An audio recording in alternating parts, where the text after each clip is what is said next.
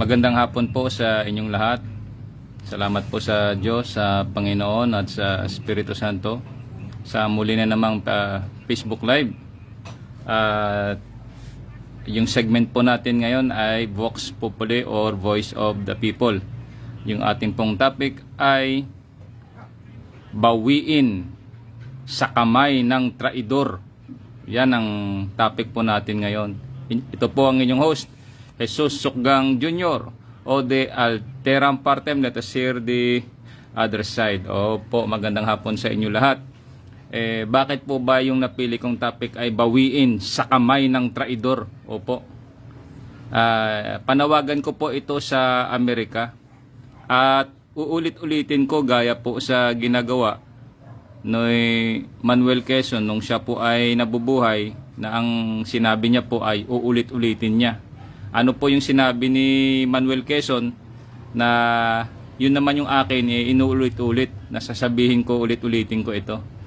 Ito naman po yung ulit-ulitin ko, ito po yung sinabi ni John F. Kennedy. Ito po yung inauguration speech niya, isa sa parte ng inauguration speech niya, ito po. My fellow citizens of the world, ask not what America will do for you, but what together we can do for the freedom of man.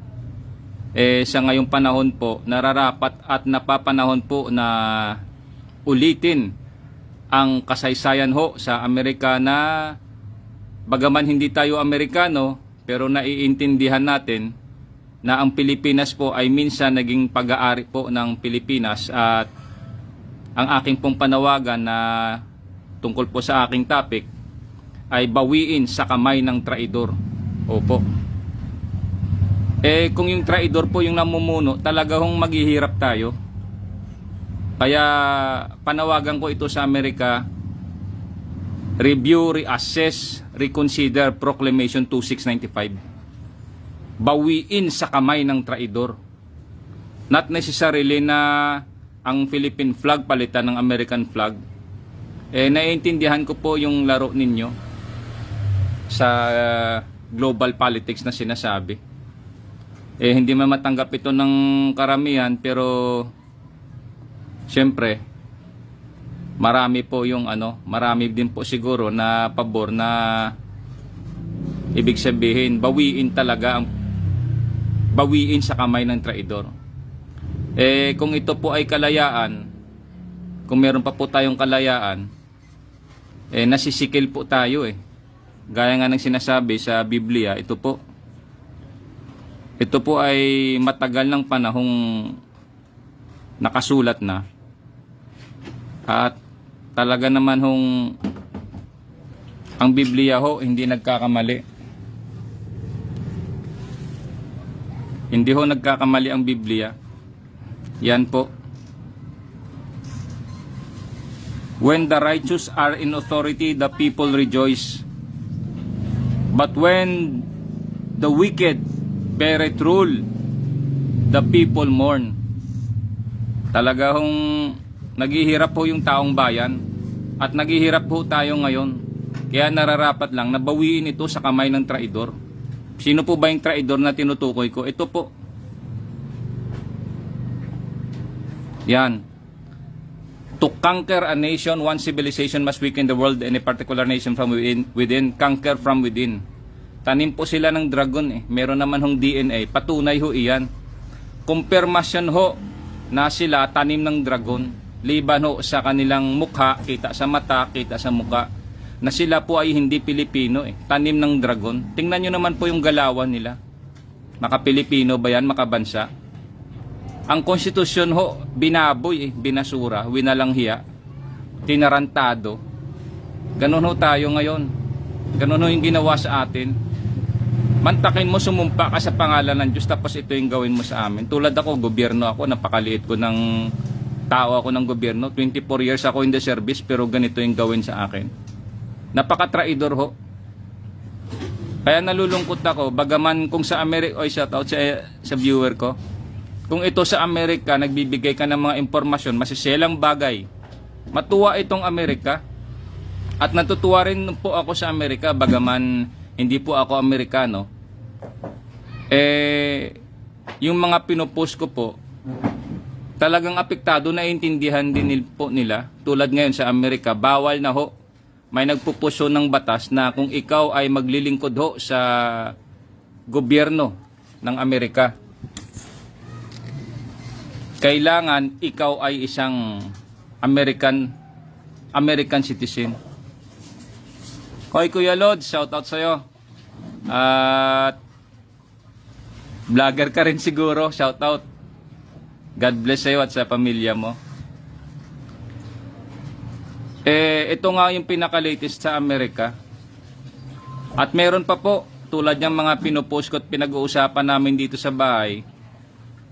Tulad yan po, yung isa, yung time pa ni Trump, yung first term niya, pinursige niya yung pag ikaw ay nanganak sa Amerika at hindi ka po Amerikano, dapat ma-retain ng anak mo yung citizenship niya kung anong nationality kayo. Hindi yung pinanganak ka sa Amerika, American citizen ka kagad. Abay, hindi ho. Ganun ho yung mga panukala sa Amerika. Ito naman yung aking tugon sa mga baka sabihin nila dahil kakadaldal ko sa Facebook, narinig ng mga Amerikano, kaya nagkaroon sila ng mga ganong pulisiya na mahigpit.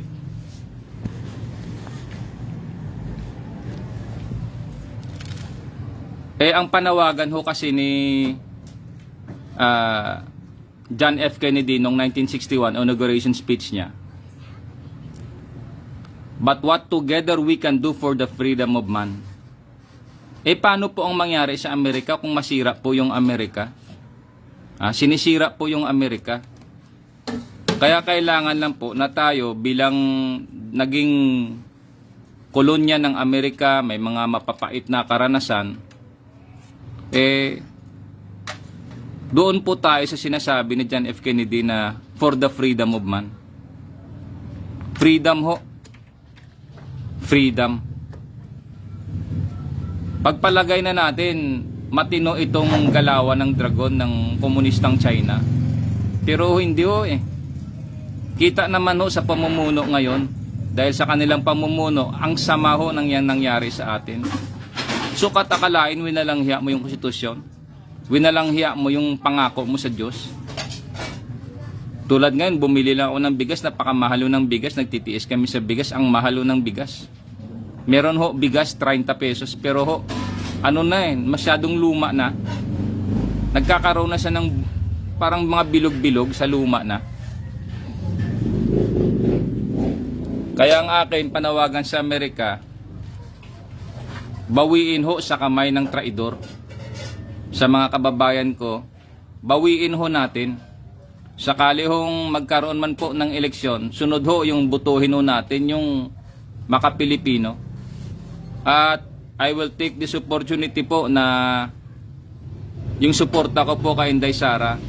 Ma'am, sakaling makarating sa inyo yung aking Facebook Live, ma'am, willing po ako ma'am na ibubuhos ko po sa inyo yung angking talino ko, yung mga tinatago ko po. Opo, willing po ako. So yun lang po. Panawagan ko sa inyo, sa mga kapwa ko Pilipino, hindi ho tayo pro-American dito. Ang atin ho, yung kalayaan. Kalayaan ho sa kamay ng traidor. Kaya dapat bawiin sa kamay ng traidor. Salot ho ang traidor, tanim ng dragon. Ganun ho kayo kung gumalaw. Dapat talaga kayong ibulgar. Dahil ang nangyari ho, credit to Attorney Vic Rodriguez, this is a generational plunder. Kawawa ho yung ating anak, ating apo, at yung mga next generation pa. Kawawa ho. Dahil po ang ginamit po ng pambulag ng tanim ng dragon, ng salot na traidor, ito ho. Hindi man siya gumamit ng droga, ito po, corruption. Yan po yan, corruption po. Bakit po ba nasite ko dyan si Yuri Alexandrovich Bezmenov? Isa po siyang Russian spy, KGB. Tumiwalag po siya sa komunista at tumakas po papuntang Canada. At ngayon siya, ibig sabihin, nung tumakas siya, nagtuturo ho siya sa mga galawan ho ng subversion. At sa gobyerno po, meron hong tinatawag ngayon sa Pilipinas, national subversion. We have to change the population from within.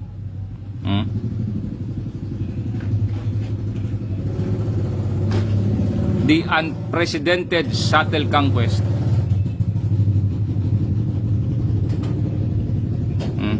Change the population from within. Ganun ho siya. Kaya nararapat lang na bilang boses ho, isa sa mga boses ng mamamayang Pilipino, ako ho ang isa sa inyong kapwa Pilipino, nagsasabi rin ho na at ibinabalita sa inyo na meron hong tinatawag na national subversion. Kontrolado ho nila lahat. Kinokontrol ho tayo, inuutay-utay ho tayo. Kaya nararapat lang na magsalita tayo rito at iparating sa kinaukulan, lalo na ho sa Amerika. Bawiin sa kamay ng traidor. Ganun ho. So, marami pa sana akong sasabihin dito, pero yun na lang ho muna. Salamat ho ng maraming salamat sa inyo, sa mga followers at viewers ho, na patuloy ho na sumusubaybay sa channel na ito. At yung ating topic po ngayon, ang ating topic po ngayon ay bawiin sa kamay ng traidor. Ganun ho. So sa segment na Vox Populi, the voice of the people. At sana kayo ay nagising, sana tayo ay na-educate at kasama nyo po ako sa laban sa buhay. Sa buhay ho na tayo ay sinisikil ho sa pamamaraan na Pino. It is the subtle conquest. Yan po, nakasulat naman iyan. Change the population from within. Pinapahirapan ho tayo, inuutay-utay ho tayo, galawan ho ng dragon.